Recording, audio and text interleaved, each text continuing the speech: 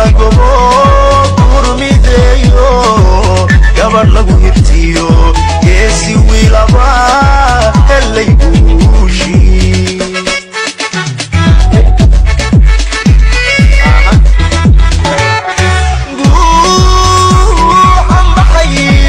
على العصوبة والله ما قوم برميديو قبر لقو يفتيو يسي ويلابا اللي يبوشي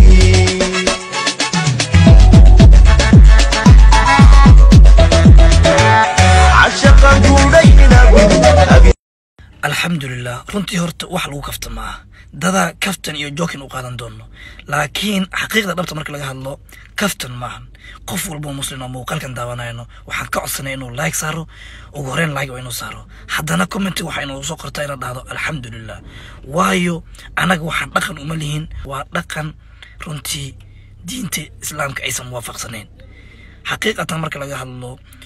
raggeeni xitaa kama suurtoodo gabar horta iska daabixshoodka ilaa sagaal uu ka siiyay halka rag uu hal uu ka siiyay laakiin raggeeni xitaa kama suuroodaan waxaan camal inay sameeyaan laakiin alxamdulillah ilaahay diin islaama dad muslim naga dhigay oo diin islaama na siiyay ayaa mahad iska xaqiiqatan alxamdulillah waan ku faanaa runtii waa muuqaal anshaxumati ugu dambaysa gabadhan ninka wuxuu ku sameeyay waa loo guuriyay saasa la yeelay waxba la dooyaa balse guurkaaga inaad meel public isku imaataan dad aad tustaan gabadhaadii oo adiga aad qabto oo xaaskaagii ah